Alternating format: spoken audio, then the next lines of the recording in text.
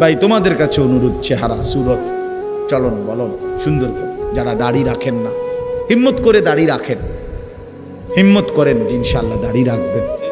দাড়ি না রাখা এটা কিন্তু অনেক বড় অপরাধ। অপরাধটা কি জানেন? অপরাধটা হলো যে ব্যক্তি দাড়ি কাটে নিয়মিত, আমার কাছে মনে হয় সে আল্লাহর সাথে বিদ্রোহ করে এবং আল্লাহকে বলে ডাইরেক্ট যে খোদা আপনি দিবেন আমি কাটব, আপনি দিবেন আমি কাটব, আপনি দিবেন আমি কাটব, আমি বেড়া হইলে আপনি খোদারে দেখায় দিব, আপনি দিতেন পারেন কতক্ষণ, আমি কাটতে পারি। তো আল্লাহও যেন বলে বান্দা কাটতে থাকো, আসতে থাকো, কাটতে কাটতে একদিন তো আমার কবরে আইবা, তো তখন প্রথম রাতে প্রথম ঘন্টায় টাঙ্গাইয়া যখন ফিটমু তখন বুঝবা মাতবুরি ছুটাই দেবো তোমার প্রথম ঘন্টাতে দেব, কবরের প্রথম ঘন্টা। হাত্তা তাখতালিফা আদলাউ, আল্লাহর নবী বলেন কবর যখন প্রথম মিনিট নাফরমানকে কবরে একটা চাপ দিবে, তো ডান পাশের মাটি বাম দিকের মাটি ডান দিকে, মানে ডান পাঁজরের হাড্ডি ভাঙ্গা চুইরা এই পাশে চলে যাবে, এই পাশের হাড্ডি ভাঙ্গা এই পাশে চলে যাবে। এক মিনিটে নাফরমান সোজা চুরচুর হয়ে যাবে। অহংকার করো, মাতবরি দেখাইও না, সবাইরে বললাম কেউ বড়াই করেন। যে নারী বেপর্দা তারে বইলেন তোমার এই রূপ যৌবন পোকা মাকড়ের ঘরে চলে যাবে কবরে। অসংখ্য সুন্দরী নারী এই পৃথিবীতে কবরের খোরাক, মাটির খোরাক হয়েছে। আল্লাহ তাআলা আমাদের সবাইকে তৌফিক দান করেন। হিম্মত করলাম তো ইনশাআল্লাহ, 5 ওয়াক্ত নামাজ পড়বো তো ইনশাআল্লাহ, আল্লাহ তৌফিক দান করেন। সকাল সন্ধ্যা কিছু কিছু জিকির করবেন, আল্লাহওয়ালাদের কাছে আসা যাওয়া করবেন এবং নিজের জীবন সুন্দর করার চেষ্টা করবেন, নবী সাল্লাল্লাহু আলাইহি সাল্লামের অনুসরণ করার ফিকির করবেন। আল্লাহ তাআলা আমাদের সবাইকে তৌফিক দেন, কবুল। আমি আপনাদের সামনে পবিত্র কোরআনুল কারীমের 5 নম্বর পারা 4 নম্বর সূরা, কোরআনুল কারীমের সূরায়ে নিসা সূরাটির নাম। এই সূরার 69 নম্বর আয়াত, এই একটি আয়াত তেলাওয়াত করেছি। ইনশাআল্লাহ এই আয়াতটিকেই সামনে রেখে সামান্য কিছু কথা আমরা আপনাদের সামনে আরজ করতে চাই। আল্লাহ তাআলা আমাদেরকে তৌফিক দান করে। এই আয়াতের একটা ছোট্ট প্রেক্ষাপট আছে, কেন নাজিল হলো আয়াতটা। কোরআন শরীফের বিভিন্ন আয়াত, বিভিন্ন সূরা রাসূলুল্লাহ সাল্লাল্লাহু আলাইহি ওয়াসাল্লামের জামানায় বিভিন্ন প্রশ্ন, বিভিন্ন অবস্থা, বিভিন্ন ঘটনা, বিভিন্ন বিষয়ের ক্ষেত্রে সামনে রেখে নাজিল হয়েছে। তো এগুলোকে শানে নুজুল বলে, মানে অবতীর্ণের কারণ। আয়াতটা কেন নাজিল হলো, সূরাটা কেন নাজিল হলো, এগুলারে শানে নুজুল বলে। তো এই আয়াতের একটা শানে নুজুল আছে, কেন নাজিল হলো। নবী সাল্লাল্লাহু আলাইহি ওয়াসাল্লাম তার হাতে যারা কালেমা পড়ে মুসলমান হইছেন, তাদের মধ্যে মক্কার আরবের মানুষও ছিল, আবার বিভিন্ন দূর দূরান্তের মানুষও ছিল। কেউ আরবের মুসলমান মক্কা মদিনার, কেউ অন্য অঞ্চলেরও ছিল। যেমন হযরত হুযায়ফা রাদিয়াল্লাহু তাআলা আনহু ইয়ামান দেশের ছিল, হযরত সালমান রাদিয়াল্লাহু তাআলা আনহু পারস্য মানে ইরানের মানুষ ছিল, হযরত বেলাল রাদিয়াল্লাহু তাআলা আনহু তিনি হাবাসা আবিসিনিয়া মানে ইথিওপিয়া ওই দেশের মানুষ ছিল। এরকম অনেক সাহাবী, আবু যর রাদিয়াল্লাহু তাআলা গিফার গোত্রের মানুষ ছিল, হযরত আবু হুরায়রা রাদিয়াল্লাহু তাআলা আনহু মক্কা থেকে অনেক দূরে দাউস গোত্রের লোক ছিলেন। এরকম বিভিন্ন অঞ্চলের দূর দূরান্তেরও মুসলমান ছিল। রাসূলুল্লাহ সাল্লাল্লাহু আলাইহি ওয়াসাল্লামের সাহাবীদের সাথে নবী সাল্লাল্লাহু আলাইহি ওয়াসাল্লামের আন্তরিকতা খুব বেশি ছিল। যেই কোনো বিষয় অকপটে দিলে আসলে ওনারা আল্লাহর নবী সাল্লাল্লাহু আলাইহি সাল্লামের কাছে পেশ করতেন, বলতেন, আর রাসূলুল্লাহ সাল্লাল্লাহু আলাইহি সাল্লাম ওয়াহির মাধ্যমে আল্লাহ তাআলার পক্ষ থেকে সমাধান দিতেন। নারীরাও বলতো, পুরুষরাও বলতো, ছোটরাও বলতো, বড়রাও বলতো, সবাই নবীজি সাল্লাল্লাহু আলাইহি ওয়াসাল্লামের কাছে খোলা মনে কথা বলতেন এবং নবীজি শুনতেন। হাদিসের মধ্যে আছে আল্লাহ নবী সাল্লাল্লাহু আলাইহি ওয়াসাল্লাম তিনি কেউ কথা বলতে চাইলে পুরা চোখ দিয়ে তার দিকে তাকাইয়া পুরাটা শুনতেন, সে শেষ করা পর্যন্ত শুনতেন। নবীজি সাল্লাল্লাহু আলাইহি ওয়াসাল্লাম কারোর সাথে মুসাফা করলে ওই লোক যতক্ষণ হাত না সরাইতো নবীজি নিজে হাত টেনে নিতেন না। নবী সাল্লাল্লাহু আলাইহি ওয়াসাল্লাম ডানে বামে কেউ ডাক দিলে তো পুরা চেহারা ঘুরাইয়া তার দিকে তাকাইতেন এবং শুনতেন তার। রাসূলুল্লাহ সাল্লাল্লাহু আলাইহি ওয়াসাল্লামের আখলাক অনেক সুন্দর ছিল, অনেক সুন্দর। প্রতিটা সেকেন্ড নবী সাল্লাল্লাহু আলাইহি ওয়াসাল্লামের আখলাক সর্বোচ্চ সৌন্দর্য, সর্বোচ্চ সুন্দর, সবকিছুই সুন্দর, সবকিছুই শ্রেষ্ঠ, সবকিছুই সবচেয়ে সুন্দর। সুবহানাল্লাহ, সবকিছু একেবারে সকল কিছু সবচেয়ে সেরা, সবচেয়ে সুন্দর। তো একদিন আল্লাহ নবী সাল্লাল্লাহু আলাইহি ওয়াসাল্লামের একজন সাহাবী, উনি ছিলেন হাবশি, এই কালো নিগ্রু মানুষ, আফ্রিকা, একদম কুচকুচে কালো নিগ্রু সাহাবী। আল্লাহ নবী সাল্লাল্লাহু আলাইহি ওয়াসাল্লামের কাছে আইসা উনি একটা কথা নবীজিকে বলছে, ইয়া রাসূলুল্লাহ, আমার একটা বিষয় জানার ছিল। আল্লাহ নবী সাল্লাল্লাহু আলাইহি ওয়াসাল্লাম বললেন, বলো। সাহাবী সিধা সাদা মানুষ, সহজ সরল কথা বলতে চাইছেন। মুমিনের সিফাত এটা, মুমিন আল মুমিনু গিররুন কারীম, মুমিন সাদা সিধে হয়, মুমিন ভদ্র হয়। আল্লাহ রাসূল সাল্লাল্লাহু আলাইহি ওয়াসাল্লাম বলেছেন, লা ইয়াখদাউ ওয়া লা ইখদাউ, মুমিন কাউকে ধোঁকাও দেয় না। নবীজি বলছেন মুমিন ধোঁকাও খায় না। এত বেকুবও না যে তাকে কেউ ধোঁকা দিবে, আবার এত বাটফারও না যে সে অন্যকে ধোঁকা দিবে। রাসূলুল্লাহ সাল্লাল্লাহু আলাইহি ওয়াসাল্লাম বলেন মুমিন সহজ সরল হয়, মুমিন ভদ্র হয়, ঈমান। নবীজি বলছেন ফা উহিব্বু আন আকুনা কারীমান মাগলুবান, আমি হেরে গিয়েও ভদ্র থাকতে চাই, প্রয়োজনে হেরে গেলাম কিন্তু আমি অভদ্র হতে চাই। ওয়ালা উহিব্বু আন আকুনা গালিবান লাঈমান, আমি অভদ্র হয়ে জিততে চাই না। নবীজি হাদিস, আমি অভদ্র হয়ে মন্দ আচরণ করে জিততে চাই না, বরং প্রয়োজনে হেরে গিয়েও আমার ভদ্রতা ধরে রাখতে চাই।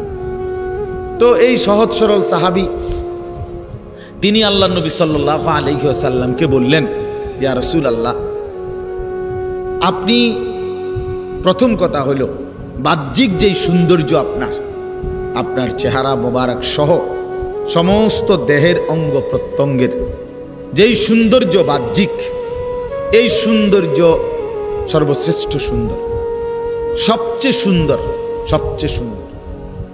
সারা দেহ একসাথে সবচেয়ে সুন্দর, প্রতি অঙ্গ আলাদা আলাদা তাও সবচেয়ে সুন্দর।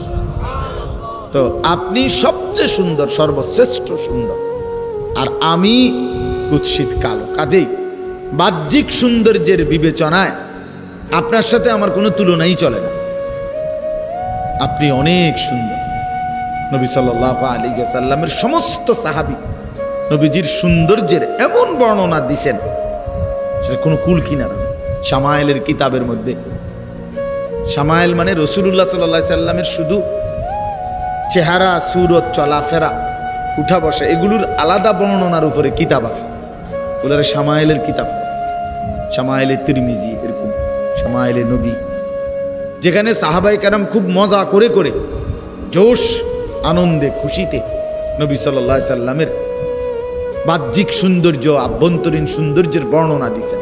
নবীজির নাক মোবারক কেমন ছিল, চোখগুলো দেখতে কেমন ছিল, দাঁত হাসলে কেমন দেখাইতো, ঠোঁট কেমন ছিল, নবীজি হাঁটলে কেমন মনে হইতো, নবী সাল্লাল্লাহু আলাইহি ওয়াসাল্লামের হাতের আঙ্গুলগুলো কেমন ছিল, পায়ের গোছাটা কেমন ছিল, রাসূলুল্লাহ সাল্লাল্লাহু আলাইহি ওয়াসাল্লামের বুকের পশমগুলো কেমন ছিল, মাথায় বাবরি চুল রাখলে কেমন দেখাইতো, নবীজি চাদর পরলে কিরকম হইতো, মাথায় খালি মাথায় থাকলে কেমন মনে হইতো, সিথি কাটলে কেমন লাগতো। মানে এইগুলোকে সাহাবায়ে কেরাম আলাদা আলাদা বড় দরদ দিয়া, বড় মজা করে করে আল্লাহ রাসূল সাল্লাল্লাহু আলাইহি ওয়াসাল্লামের সৌন্দর্যের বর্ণনা সাহাবীরা দিয়েছেন। হযরত হাসান ইবনে সাবিত রাদিয়াল্লাহু তাআলা আনহু, নবীজির সাহাবী, বলছেন, ওয়া আহসানু মিনকা লাম তারা কাত্তু আইনি, হে নবী, আপনার চাইতে সুন্দর আমার এই দুই নয়ন আর কাউকে দেখে নাই। ওয়া আজমালু মিনকা লাম তালিদিন নিসাউ, এবং আমি বিশ্বাস করি আপনার চাইতে সুন্দর কাউকে কোনো মা কোনো দিন প্রসব করেনি। খুলিকতা মুবাররাআম মিন কুল্লি আইব, আপনাকে আল্লাহ তাআলা সৃষ্টি করেছেন সমস্ত ত্রুটি বিচ্যুতি দোষ থেকে পবিত্র করে। কাআন্নাকা কাদ খুলিকতা কামা তাশাউ, যেন আল্লাহ আপনাকে বানিয়েছেন মনের মতো করে, মনের মতো করে আল্লাহ আপনাকে সাজিয়েছেন, মনের মতো করে। রাসূলুল্লাহ সাল্লাল্লাহু আলাইহি সাল্লামের সৌন্দর্য বেমিসাল, তুলনাহীন। গোটা কায়নাতের আল্লাহ তাআলা সমস্ত সৃষ্টিকে যত সৌন্দর্য দিয়েছেন তারা দুই ভাগ। এক ভাগ ইউসুফ আলাইহিস সালামকে দিয়েছেন অর্ধেক, আর অর্ধেক বাকি সমস্ত সৃষ্টিকে দিয়েছেন। ইউসুফ আলাইহিস সালাম একাই অর্ধেক সৌন্দর্যের অধিকারী, আর বাকি সমস্ত সৃষ্টি অর্ধেক। ওই বাকি অর্ধেক দিয়ে এই ফুল এত সুন্দর, ফল এত সুন্দর, পাখি এত সুন্দর, মাছ এত সুন্দর, মানুষ এত সুন্দর, পুরুষ এত সুন্দর, নারী এত সুন্দর, আসমান এত সুন্দর, এই সব কিছু বাকি অর্ধেক। তাহলে সৌন্দর্যের প্রথম অংশ হলো দুই ভাগ, ইউসুফ আলাইহিস সালাম অর্ধেক, বাকি সৃষ্টি অর্ধেক। আর একা মুহাম্মদ সাল্লাল্লাহু আলাইহি ওয়াসাল্লাম পূর্ণ সবটা সৌন্দর্যের অধিকারী। वो खालिकियत में बेमिसाल, ये हुस्न सूरत में बेमिसाल। তিনি আল্লাহ যেমন সৃষ্টিকর্তা হিসাবে তুলনাহীন, ইনি মুহাম্মদ সৌন্দর্য আর রূপে গুণে তুলনাহীন। তো আল্লাহ নবী সাল্লাল্লাহু আলাইহি ওয়াসাল্লামের সাহাবীরা অনেক বর্ণনা আছে, অনেক। নবীজিকে বলছেন পূর্ণিমার চাঁদের দিকে তাকাইয়া বলছেন, ইয়া রাসূলুল্লাহ, আল্লাহর কসম আপনি পূর্ণিমার চাঁদের চাইতেও সুন্দর। হযরত কাব ইবনে মালিক বলেন, আমি তাকাইতাম, নবী হাসতেন, আমার কাছে মনে হইতো নবীজি হাসলে তার চেহারাটা কান্নাহু কিতাআতুম মিনাল কামার, এটা যেন চাঁদের একটা টুকরা। হযরত আবু হুরায়রা রাদিয়াল্লাহু তাআলা আনহু বলতেন, আল্লাহর নবী সাল্লাল্লাহু আলাইহি সাল্লাম যখন হাসতেন আমার কাছে মনে হইতো কান্না শামসা তাজরি ফি ওয়াজহিহি, সূর্য যেন তার চেহারায় খেলতেছে। এইভাবে বলতেন সাহাবী। এত সুন্দর ছিলেন, এত সুন্দর, এত সুন্দর ছিলেন। সমস্ত মানে বিবেচনায় পৃথিবীর আমাদের ফুলছোঁয়ার হযরত, বাংলাদেশের এক বড় বুজুর্গ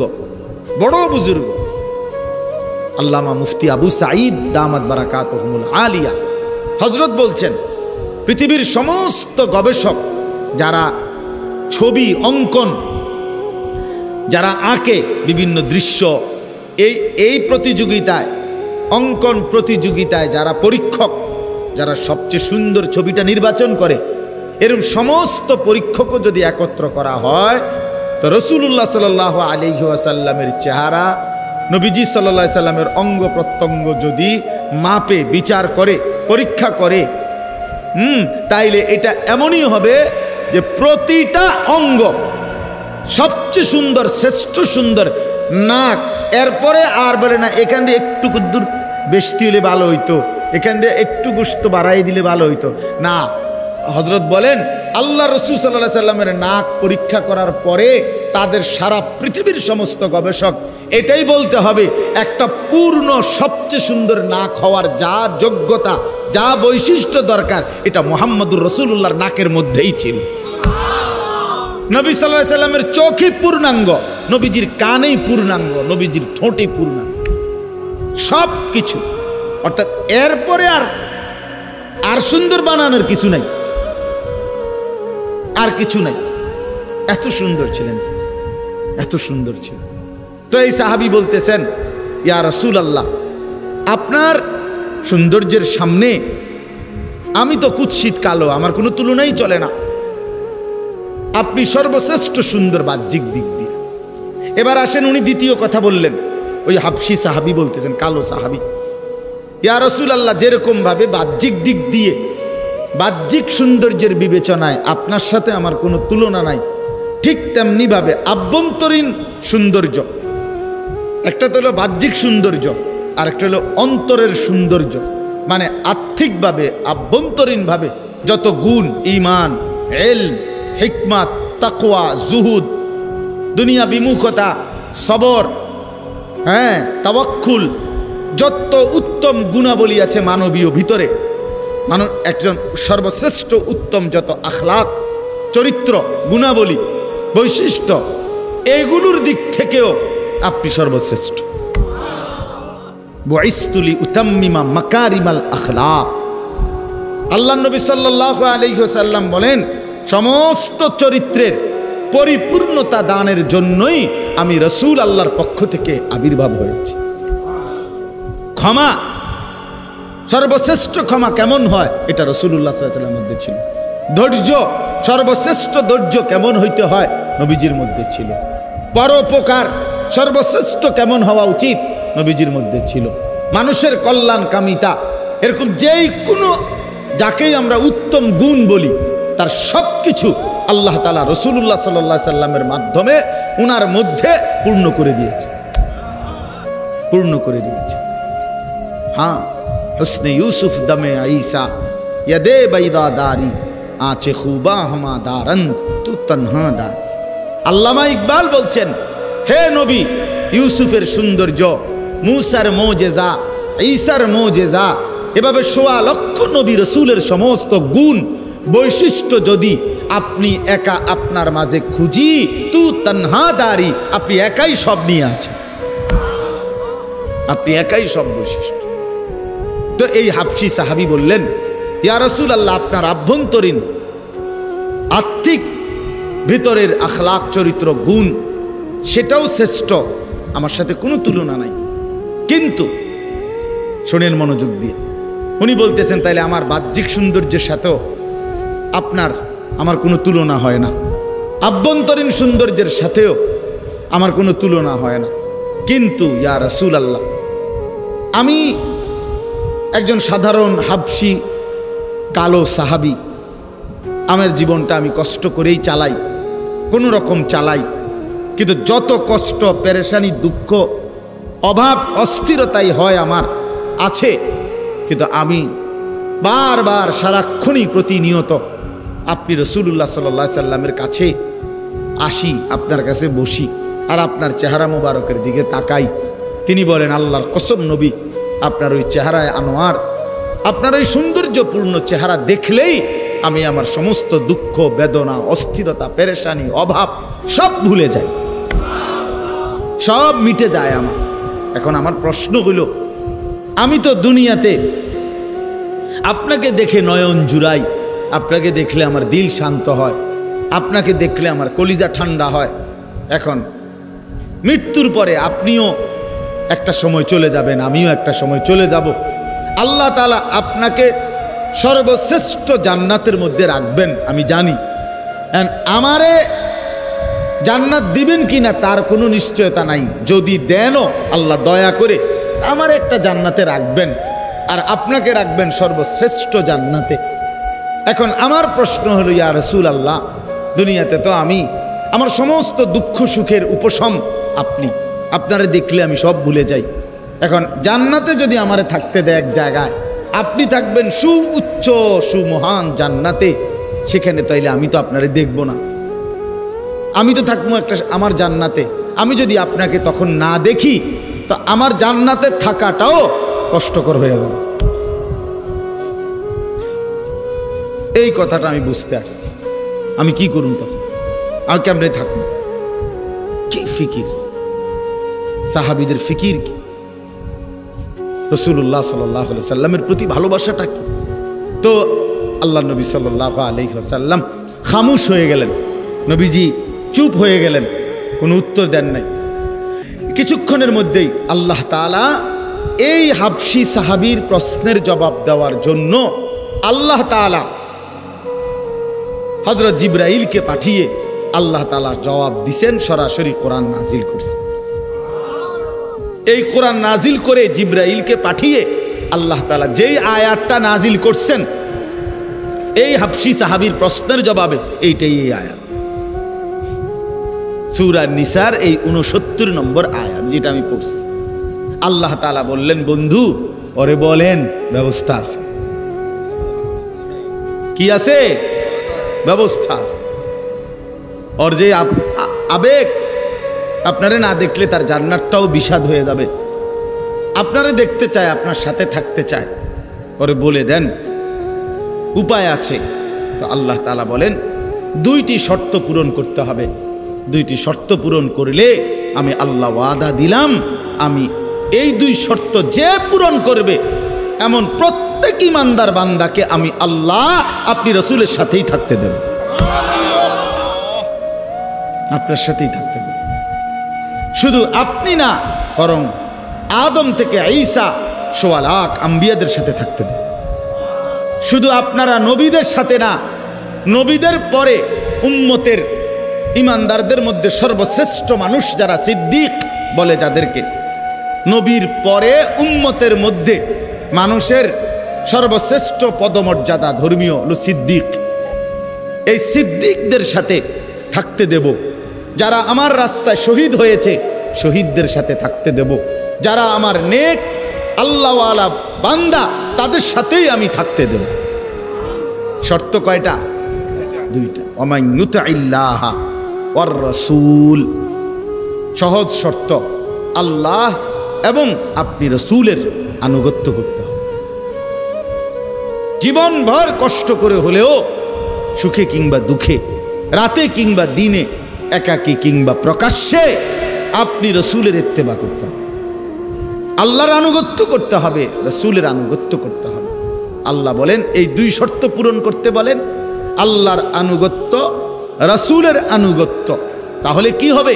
ফাউলাইকা মাআল্লাযীনা আনআমাল্লাহু আলাইহিম, তখন ওই মানুষগুলো থাকবে আমি আল্লাহ আমার যেই স্পেশাল নিয়ামত প্রাপ্ত বান্দা যারা তাদের সাথে। আমার নিয়ামত প্রাপ্ত বান্দারা এক নাম্বার সমস্ত নবী রাসূলগণ, মিনান নাবিয়িন ওয়াস সিদ্দিকিন, সমস্ত সিদ্দিকগণ, নবীদের পরে যাদের স্তর, ওয়াস শুহাদা, আমার রাস্তায় যারা জীবন বাজি রেখে শহীদ হয়েছে তাদের সাথে তারা, ওয়াস সালিহিন, এবং আমার সমস্ত নেক বান্দারা যারা আমার হুকুম সদা প্রতিনিয়ত পালন করেছে। আল্লাহ বলেন আর এটাও বলে দেন, শোনো বান্দা, হে ইমানদার, হাসরের ময়দানে যদি নবী রাসূল সাল্লাল্লাহু আলাইহি সাল্লাম, সিদ্দিক, শহীদ এবং নেককারদের সঙ্গী হতে পারো, তখনই বুঝবা ও হাসুনা উলাইকা রফিকা, তারা কতই না উত্তম বন্ধু তোমার, বড় বেশি উত্তম বন্ধু হবে। হায় যদি নবীদের সঙ্গী হও, সিদ্দিকের সঙ্গী হও। যদি দেখো ওই যে আদম, ওই যে মূসা, ঈসা, ওই যে নূহ আলাইহিস সালাম, ওই যে আমার হাবিব, ওই যে দেখো আবু বকর, ওমর, ওসমান, আলী, ওই যে দেখো আবু হানিফা, শাফিঈ, হাম্বলি, দেখো আব্দুল কাদের জিলানী, বাইজিদ বুস্তামি, জুনায়েদ বাগদাদি, এই মহান মানুষগুলোকে যদি পাও তোমার আশেপাশে, তুমি যদি তাদের সঙ্গী হইতে পারো, আল্লাহ নিজে বলতেছেন বিশ্বাস করো বান্দা, সেটা হবে তোমার বড় উত্তম শ্রেষ্ঠতম বন্ধু, শ্রেষ্ঠতম বন্ধু। তাহলে কি বুঝা গেল? আল্লাহ তাআলা বললেন আল্লাহর আনুগত্য করো, রাসূলের আনুগত্য করো, তাইলে রাসূলের সঙ্গেই জান্নাতে থাকবে। মজার বিষয় হলো শুনেন, এই হাবশী সাহাবী, ওই যে বেটা জিগাইছে, উনি উত্তর পাইছে কিনা কথা বলেন না? তো উনি এরপরে আরেকটা প্রশ্ন করছে। উনি এক কথা বলার পরে আবার বলছেন নবীজিকে, আচ্ছা ইয়া রাসূলুল্লাহ, তাইলে আমি বুঝলাম আপনার আনুগত্য যদি আমি পূর্ণ করতে পারি তাইলে আমি আপনার সঙ্গী হব, আপনার সাথে পাবো, আপনারে দেখবো, পাবো। কিন্তু আমার আরেকটা জানার বিষয় হলো ইয়া রাসূলুল্লাহ, আমাদের আল্লাহকে দেখা আর আপনি আল্লাহকে দেখা একরকম না। তো আপনি যখন আল্লাহকে দেখবেন জান্নাতে, আল্লাহর দিদার হবে আপনার আল্লাহর সাথে, তখন আমারে সাথে রাখবেন নি? এটা কর, তখন আমারে সাথে রাখবেন কিনা? তাফসীরে আছে যে উনি এবারে এইটা জিগাইছে, তখন আমারে সাথে, আপনি যখন আল্লাহকে দেখবেন আমারে দেখতে দিবেন, আমারে সাথে রাখবেন। রাসূলুল্লাহ সাল্লাল্লাহু আলাইহি ওয়াসাল্লাম বললেন, সাহাবী আমি ওয়াদা দিলাম আমি তখনও তোমাকে সাথে রাখব। আল্লাহর নবীর এই সাহাবী, তাফসীরে আছে, এরপরে উনি একটা চিৎকার দিছে এই জাগাত বৈশা, একটা চিৎকারেই তিনি ঘুরে পড়ে ইন্তেকাল করেছেন, জীবন দিয়ে। খুশিতে। নিকাল যায় দম তেরে কদমোं के नीचे यही दिल की हसरत यही दिल की आरजू है। হে প্রিয়, আপনার জন্য আপনার কদমের নিচে জীবন দিয়ে দিলাম, এটাই দিলের তামান্না ছিল, এটাই দিলের আকাঙ্ক্ষা ছিল। আমার ভাই, আয়াতের শানে নুজুল বলা শেষ হয়ে গেল, এবার খোলাসা কথা কি, এটা মূল বক্তব্যটা কি আসলে? এবার আপনি কি বুঝলেন, আমি কি বুঝলাম? জওয়ান ভাই, তোমরা কি বুঝলা ভাই? বলো ভাই।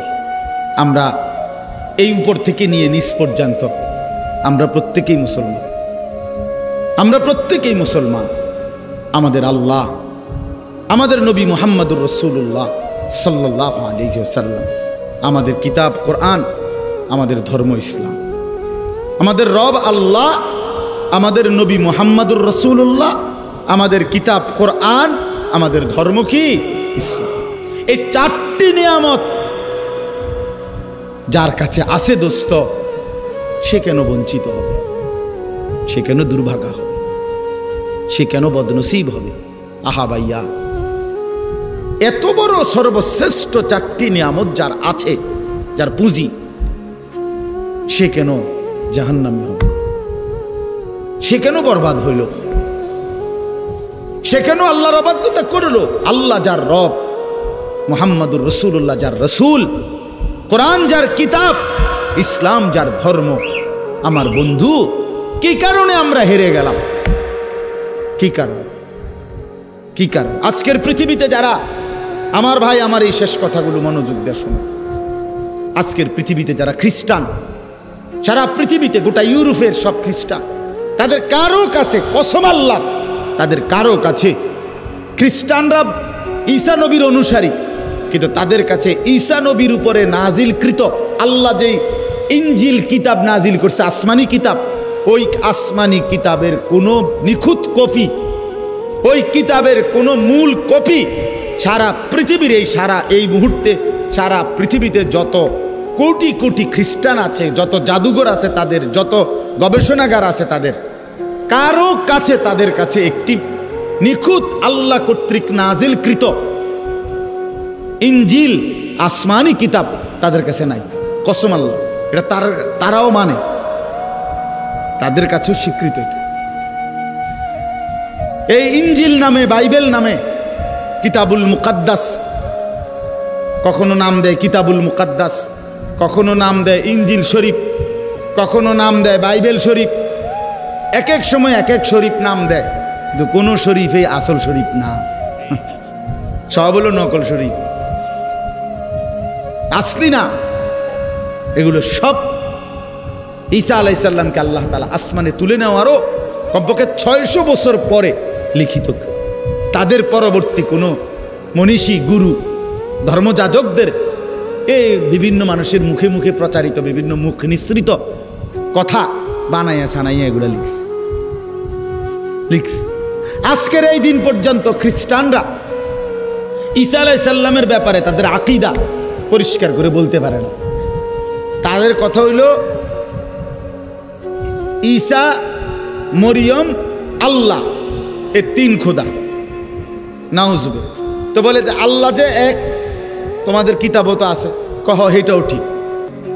আল্লাহ এক, এক খোদা, এটাও ঠিক। তাহলে যদি বলো যে তিন খোদা, এইটাও ঠিক। তো এক খোদা, তিন খোদা, তিন খোদাই এক খোদা, তো এটা কেমনে ঠিক? কয়ে এমনি ঠিক, যেমনি কই এমনি ঠিক, যেমনি কয় এমনি।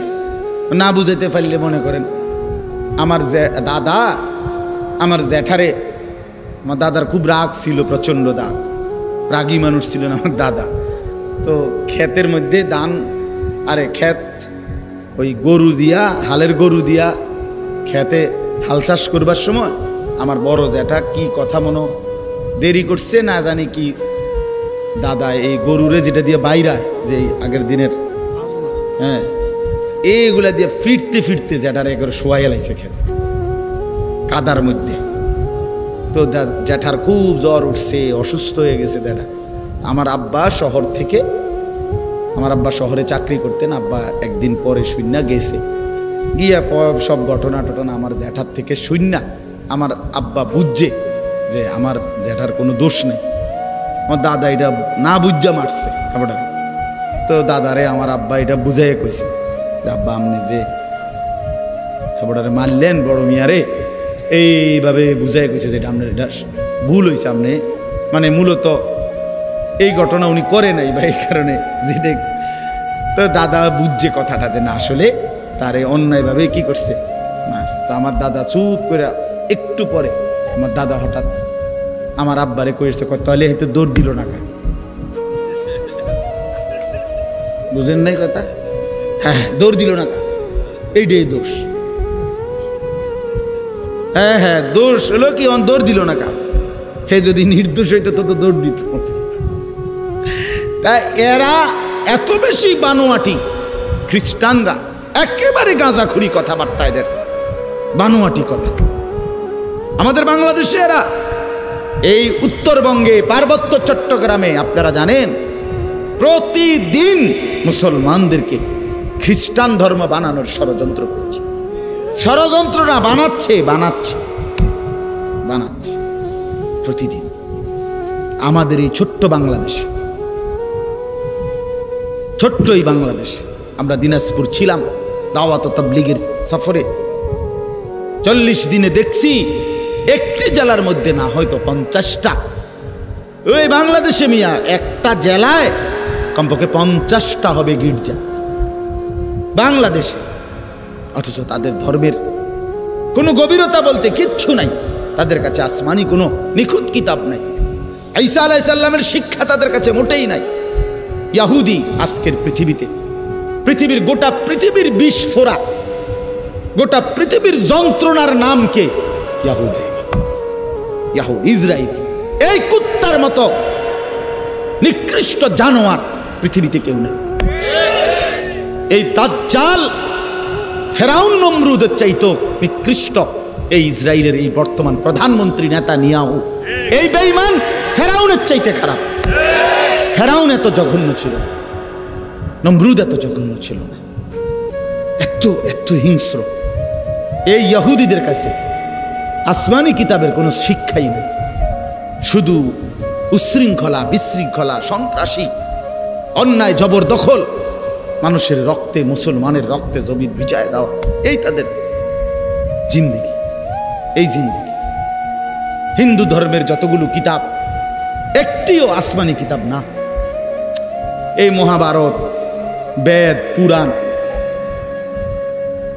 হ্যাঁ এগুলো সব কিছু তাদের তাদের কারো না কারো লেখা, তাদের কারো না কোনো মানুষের লেখা। তাইলে হিন্দু ধর্মের ওয়ালাদের কাছেও আসমানি কোনো কিতাব নাই, খ্রিস্টানদের কাছে আসমানি কিতাব যেটা আল্লাহ নাজিল করছে সেটা নাই। খ্রিস্টান ধর্মের ইহুদিদের কাছে আল্লাহ যেটা নাজিল করছে মুসা নবীর উপরে, তাওরাত, ওইটা নাই, বিশ্বাস করেন না। এটা গাজ্জরের কথা না, বাস্তবতার কথা নাই আমার বন্ধু। তাহলে তাদের কারো কাছে আসমানি কিতাব নাই, আল্লাহর ওয়াহি নাই, নবীদের শিক্ষা নাই। এ কারণে তারা বিশৃঙ্খল হয়ে গেছে, এ কারণে তারা এলোমেলো হয়ে গেছে, এ কারণে তারা জাহান্নামের পথে চলে গেছে, এ কারণে তারা বরবাদির পথে চলে গেছে। কিন্তু আমার যুবক বন্ধু, তুমি নষ্ট হইলা কেন? আমার শুধু এই কথাটা বুঝায়, তুমি নষ্ট হইলা কেন? কোন জিনিসের অভাবে পড়া, কোন জিনিস না থাকার কারণে নওজোয়ান তুমি এক ওয়াক্ত নামাজ পড়ো? তোমার কি আল্লাহ নাই? তোমার কি রসুল নাই? তোমার কি কিতাব নাই? তোমার কি কোনো ধর্ম নাই? তুমি এত বড় জানোয়ার হইলা কেমনে? খোদার 365 দিনে এক বছরে কোনো দিন ফজরের নামাজ পড়লা না, তুমি এত বড় নিকৃষ্ট পশু কেমনে হইলা? কি কারণে হারায় গেলা? তুমি নষ্ট হয়ে গেল। আপনারা বলেন, আপনারা যারা বছরের পর বছর সুদ খান, ঘুষ খান, কিস্তি নেন, কি কারণে বাবা? আল্লাহকে চেনেন নাই, এ কারণে না? আপনাদের কোনো নবী নাই, আপনাদের কোনো কিতাব নাই, তাহলে ওই নাফরমান, তাহলে সুদ খান কেন? হারামখোর। কিস্তি নেন কেন? আল্লাহ থেকে নিজেকে আলাদা করে দিলেন কেন? রাসূলুল্লাহ সাল্লাল্লাহু আলাইহি ওয়াসাল্লাম থেকে নিজেকে আলাদা করলেন কেন? কথা বলেন না কেন? যাদের স্ত্রী বেপর্দা, যাদের মেয়ে বেপর্দা, যাদের নিজের জীবনে নবীজির একটা সুন্নতের অনুসরণ নেই, কোথায় দাড়ি, কোথায় মিসওয়াক, কোথায় দস্তরখান, কোথায় মাথায় টুপি, কোথায় রাসূলুল্লাহ সাল্লাল্লাহু আলাইহি সাল্লামের চুল মুবারক, কোথায় নবী সাল্লাল্লাহু আলাইহি ওয়াসাল্লামের মতো হাঁটা চলার অনুসরণ কোথায়? বাফ টয়লেট বাথরুমের মধ্যে টয়লেট পেপার ব্যবহার করার প্রবণতা কোথায়? বাম পাও দিয়ে টয়লেটে ঢুকা, ডান পাও দিয়ে টয়লেট থেকে বের হওয়ার এ কথা মনে পড়ে কতবার? খাবার শুরুতে খাবার শেষে নবীজির সুন্নাত কি, এটা কেন মনে পড়ে না? ঘুমের শুরুতে ঘুমের শেষে রাসূলুল্লাহর তরিকা কি, এটা কেন মনে পড়ে না? বাপ এই সব কিছুতে নবীজির বিরোধিতা, সেই আপনি ইনসাফের সাথে বলেন আপনি কেমনে সুপারিশ পাবেন? আমার ভাই রাগ হইয়েন না, ওই সুন্নি ওয়াহাবি লইয়া ঠেলাঠেলি আপনি রাখেন না, আপনি এমনি আগে বুঝ করেন না। আপনি আমার তরিকাভুক্ত হওয়ার দরকার নাই তো, আমার গাড়িতে এত মানুষের জায়গা নাই। আপনি ইনসাফের সাথে বলেন রাসূলুল্লাহ সাল্লাল্লাহু আলাইহি ওয়াসাল্লামের সাথে সামনে কিভাবে দাঁড়াবেন? ফাকাইফা ইদা জিনা মিন কুল্লি উম্মাতিন বিশাহীদ, এই সূরাতেই আছে না, জিনা বিকা আলা হাউলাই শাহীদা। সূরা নিসার 40 নম্বর আয়াত। আল্লাহ রাব্বুল আলামিন বলেন, বন্ধু সমস্ত নবীদেরকে আমি আল্লাহ ওই নবীর উম্মতের আমলনামা ওই নবীদেরকে সামনে রেখেই পেশ করব, আর আপনাকেও ওয়াদা দিলাম বন্ধু আপনার উম্মতের আমলনামাও আপনাকে সামনে রেখেই খুলব, আপনার সামনে খুলব। আপনার উম্মতের প্রত্যেকের আমলনামা আপনি চোখে দেখবেন, আপনারে দেখাইয়া বন্ধু আমি আল্লাহ ফয়সালা করব। আল্লাহর নবী উম্মতের আমলনামা দেখবেন, উম্মতের আমলনামা দেখে যদি আল্লাহর নবী পৃষ্ঠার পর পৃষ্ঠা উল্টায়, আর যদি দেখে উম্মত 30 বছরের ভিতরে কোনোদিন 5 ওয়াক্ত নামাজ পড়ো নাই, 20 বছরে কোনোদিন সুদের লেনদেন ছাড়ো নাই, প্রতিদিন ওজনে কম দিছ, প্রতিদিন ব্যবসায় কাস্টমারকে ঠকাইছ, প্রতিদিন পণ্যের গুণাগুণ মিথ্যা বলেছ, হারাম রোজগারের ফিকিরে ছিলা, ঘরে রঙিন টেলিভিশন চলছে, স্ত্রী বেপর্দা, মেয়েটাও বেপর্দা, ছেলেটাও নামাজ পড়ে না, ঘরের কেউ ফজরের নামাজে ওঠে না, চেহারায় সুরতে চলনে বলনে কোনো কিছুতেই রাসূলুল্লাহর সুন্নাতের কোনো নমুনা নাই। আল্লাহর নবী খোদার কসম চোখের পানি ফেলে দিবেন, আল্লাহর নবী বলবেন উম্মত আমার 23টা বছরের এই রক্ত পানি করা মেহনত বিনিময়ে এটা আমার সামনে কি আনলা উম্মত? আমার মতো এত বড় শ্রেষ্ঠ নবী, আমার মতো এত বড় শ্রেষ্ঠ রাসূলকে তুমি এতটুকু মূল্যায়ন করলা না। এর চাইতে দামি কারে দিলে তুমি মূল্যায়ন করতা? এর চাইতে দামি কোন কিতাব দিলে তুমি মূল্যায়ন করতা? এর চাইতে দামি কোন রাসূলকে দিলে তুমি মূল্যায়ন করতা? বলেন, আমাদের নবীর চাইতে শ্রেষ্ঠ কে? আমাদের কোরআনের চাইতে শ্রেষ্ঠ কে? আমাদের ইসলামের চাইতে শ্রেষ্ঠ কে বন্ধু? তাইলে এতগুলো শ্রেষ্ঠ জিনিস দিও তোমার মন ভরাইতে পারলো না। ওফ, কি পরিমাণ গাদ্দার, কি পরিমাণ গাদ্দার! এই নাফরমান, কি পরিমাণ গাদ্দার তুমি! যুবক ছেলেরা, তোমরা যারা নামাজ পড়ো না, হ্যাঁ তোমরা নিকৃষ্ট গাদ্দার, একেবারে নিকৃষ্ট মানুষ, একেবারে নিকৃষ্ট মানুষ, অসভ্য মানুষ, জন্তু জানোয়ার এত খারাপ না, বেনামাজি যত নিকৃষ্ট। বেটা কুকুর বিড়াল গরু ছাগল এত নিকৃষ্ট না, না বেটা এত ফালতু না। কুত্তা আল্লাহর নাফরমানি করে না, বিড়াল আল্লাহর নাফরমানি করে না, শুকর আল্লাহর নাফরমানি করে না। ওরে আল্লাহ বানাইছে যেমন ওই আছে হেমন, ওর নাফরমানি কি? আবার কথা বলেন না কেন? কুকুরের কোনো হালাল হারাম আছে? বিড়ালের জন্য কোনো হালাল হারাম আছে? তো হে নাফরমানি কিতাবা, তুমি করলাটা কি? ফাবিআইয়ি হাদিসিম বাদাহু ইউমিনুন। বন্ধু আমার, কোরআনুল কারীমের মধ্যে আছে, আল্লাহ বলেন, অনেকক্ষণ আল্লাহ তাআলা জাহান্নামীদের কথা বলতে বলতে আল্লাহ একটা পর্যায়ে একটা সূরার লাস্ট আয়াতে আল্লাহ বললেন, বান্দা ফাবিআইয়ি হাদিসিম বাদাহু ইউমিনুন, আমার বান্দা এরপরে আর কোন কথা বললে তুমি ঈমান আনতা? আল্লাহ আফসোস করে, আমার বান্দা আর কেমনে বললে, আমি আল্লাহ আর কেমনে বললে তুমি ঈমান আন? আমি আর কি দিলে ঈমান আনতা? আমি আল্লাহ তোমারে সব কিছু দিলাম, আমি রসুল দিলাম, আমি কোরআন দিলাম, আমি ইসলাম দিলাম, বিনিময়ে আমি কিছুই পাইলাম না, একটা সেজদাও পাইলাম না, একটা সেজদাও পাইলাম। আল্লাহ আমাদেরকে মাফ করে দেন, আল্লাহ আমাদেরকে বুঝ দান করে। যুবকরা, বয়স্ক চাচারা, বাবারা, জিন্দিগিটা শেষ করে দিয়ে রাসূলুল্লাহ সাল্লাল্লাহু আলাইহি সাল্লামের অনুসরণ ছাড়া খোদার কসম সুপারিশ মিলবে না। এত রং না বাপ, সুপারিশটা আপনারা যারা মনে করছেন মামুর বাড়ি, হ্যাঁ না চাচা, নবীজির সুপারিশ হাউজে কাউসারের পানি, ইডি জিলাপি দিয়া, বিরিয়ানি দিয়া না, খিচুড়ি দিয়া না, রাগ হওয়ার সুযোগ নাই। হ্যাঁ, প্রতারিত হইয়েন না, আপনি আমার দলভুক্ত হওয়ার দরকার নাই, আপনি আপনার জায়গাতে থাকেন, আপনি আপনার তরিকাতেই থাকেন, কিন্তু ধোকা খাইয়েন না, ধোকা খাইয়েন না, ধোকা খাইয়েন না, প্রতারিত হইয়েন না। শুধু গান, শুধু গজল, শুধু ঢোল, শুধু ফুল, শুধু মিছিল, শুধু স্লোগান, হ্যাঁ, শুধু জিলাপি, শুধু বিরিয়ানি না বন্ধু।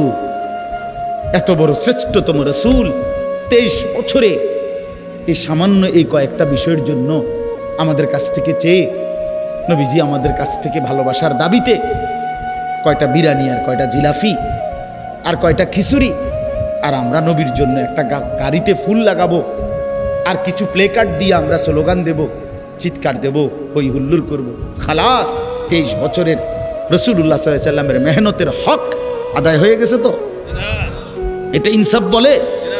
তাইফের রক্তের বদলা হলো তো? উহুদের দান দান শহীদের বদলা হলো তো? পেটে পাথর বাঁধা এই ক্ষুধার কষ্টে এটার হক আদায় হয়ে গেছে তো? তাইলে তাইলে কিতা সুন্নি, কিতা ওয়াহাবি, কিতা হ্যাঁ, কিতা আসলে কে লাগাই দিল? এটা কে লাগাই দিল? কি লাগাই দিল? যদি সুন্নি মানে হয় রাসূলুল্লাহ সাল্লাল্লাহু আলাইহি সাল্লামের সুন্নাতওয়ালা, তো এটাও তো মুমিনের হওয়া দরকার। যদি ওয়াহাবি অর্থ তো হলো আল্লাহওয়ালা, আল্লাহর নাম এটা ওয়াহাব, তো আল্লাহওয়ালাও তো মুমিনের হওয়া দরকার, নবীওয়ালাও তো মুমিনের হওয়া দরকার। আল্লাহ তো বলছেন ওয়া মান ইউতিইল্লাহ ওয়ার রাসূল, আল্লাহর আনুগত্য যে করবে, রাসূলের আনুগত্য যে করবে, তো এক মুমিন তো আল্লাহওয়ালাও হওয়া দরকার, নবীওয়ালাও হওয়া দরকার।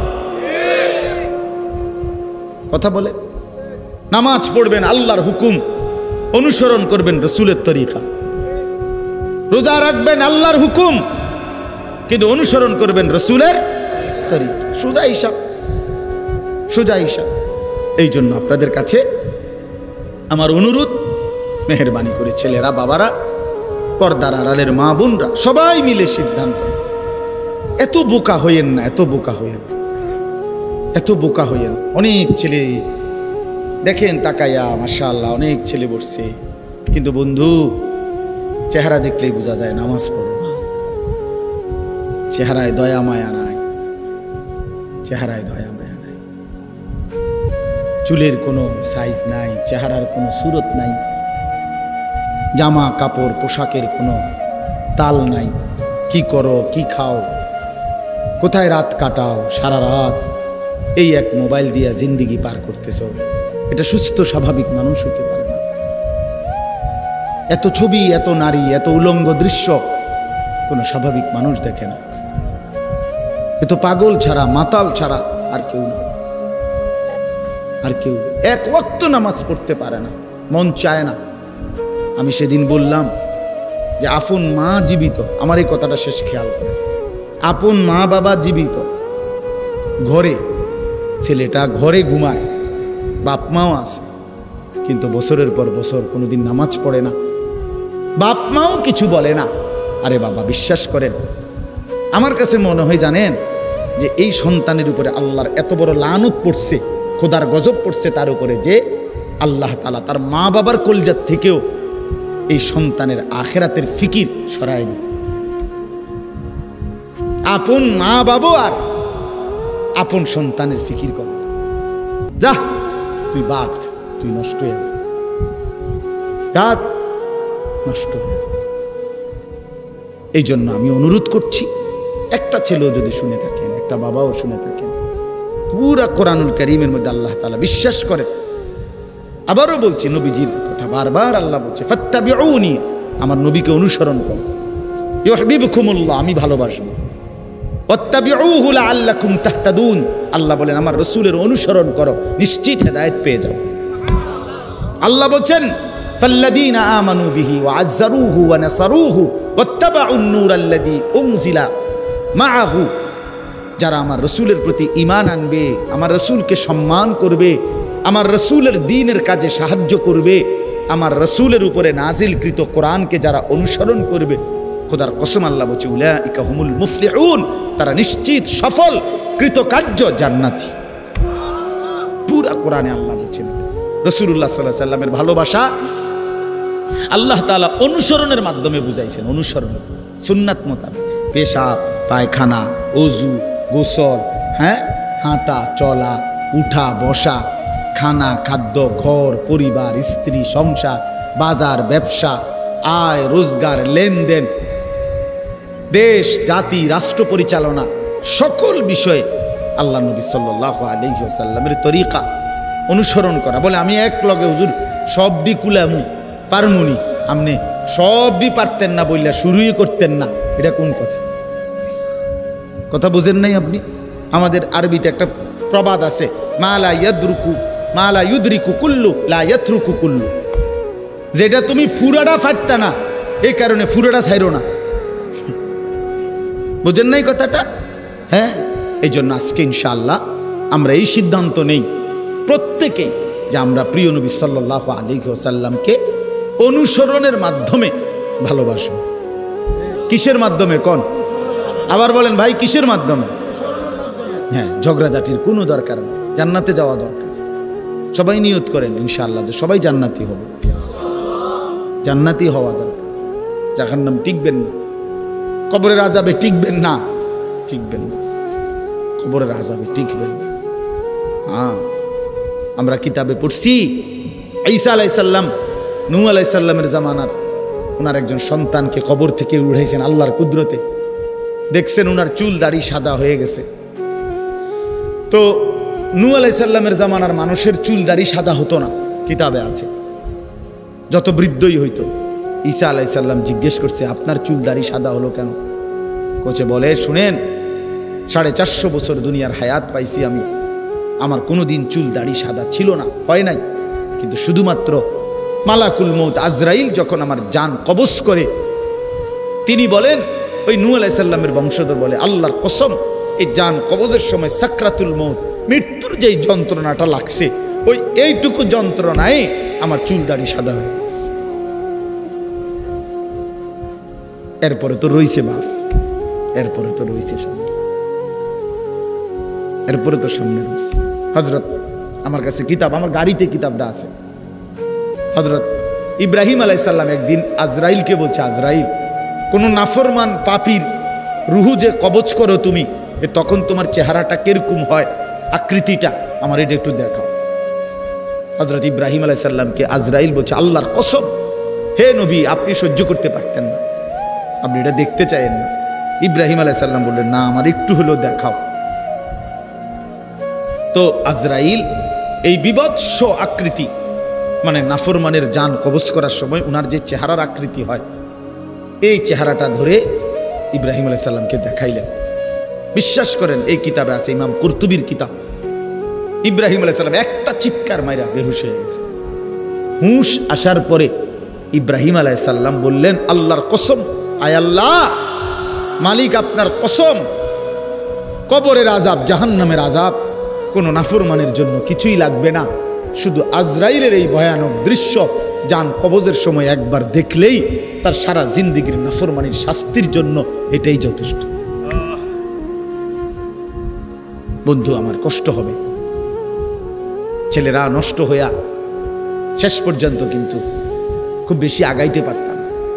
এই জন্য আজকে যারা বসছে সবার কাছে অনুরোধ করি, আমরা আল্লাহ এবং রসুলের আনুগত্য, ইসলামের দিকে ফিরে আসা, এইটা আমাদের মধ্যে নিরাপত্তা, এটার মধ্যেই আমাদের মুক্তি, দুনিয়ার শান্তি, আখিরাতের শান্তি।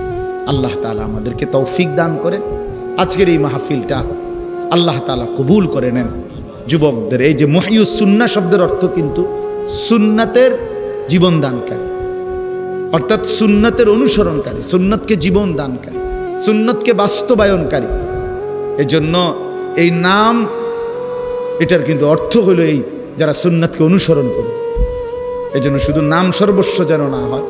যেই যুবকরা আয়োজন করেছেন, ভাই তোমাদের কাছে অনুরোধ, চেহারা, সুরত, চলন বলন সুন্দর করে, যারা দাড়ি রাখেন না হিম্মত করে দাড়ি রাখেন, হিম্মত করেন যে ইনশাআল্লাহ দাড়ি রাখবেন। দাড়ি না রাখা এটা কিন্তু অনেক বড় অপরাধ। অপরাধটা কি জানেন?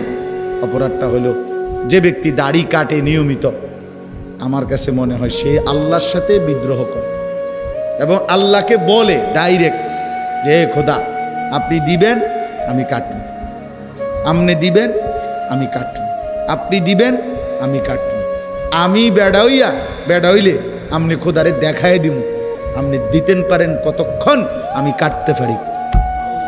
তো আল্লাহও যেন বলে বান্দা কাটতে থাকো, আসতে থাকো, কাটতে কাটতে একদিন তো আমার কবরে আইবা।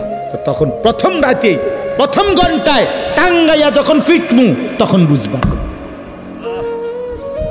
মাতবরি ছুটাই দেবো তোমার প্রথম ঘন্টাতে দেখে, কবরের প্রথম ঘন্টা। হাত্তা তাখতালিফা আদলাউ, আল্লাহর নবী বলেন কবর যখন প্রথম মিনিট নাফরমানকে কবরে একটা চাপ দিবে, তো ডান পাশের মাটি বাম দিকে, বাম দিকের মাটি ডান দিকে, মানে ডান পাঁজরের হাড্ডি ভাঙ্গা চুইরা এই পাশে চলে যাবে, এই পাশের হাড্ডি ভাঙ্গা ওই পাশে চলে যাবে। 1 মিনিটে নাফরমান সোজা চুরচুর হয়ে যায়। অহংকার করো না, মাতবরি দেখাইও না, সবাইরে বললাম কেউ বড়াই করেন না। যে নারী বেপর্দা তারে বইলেন তোমার এই রূপ যৌবন পোকা মাকড়ের ঘরে চলে যাবে কবরে। অসংখ্য সুন্দরী নারী এই পৃথিবীতে কবরের খোরাক, মাটির খোরাক হয়েছে। আল্লাহ তাআলা আমাদের সবাইকে তৌফিক দান করেন। হিম্মত করলাম তো ইনশাআল্লাহ, 5 ওয়াক্ত নামাজ পড়বো তো ইনশাআল্লাহ। আল্লাহ তৌফিক দান করেন। সকাল সন্ধ্যা কিছু কিছু জিকির করবেন, আল্লাহওয়ালাদের কাছে আসা যাওয়া করবেন এবং নিজের জীবন সুন্দর করার চেষ্টা করবেন। নবী সাল্লাল্লাহু আলাইহি সাল্লামের অনুসরণ করা, ফিকির করবেন। আল্লাহ তাআলা আমাদের সবাইকে তৌফিক দেন, কবুল করেন। আলহামদুলিল্লাহ।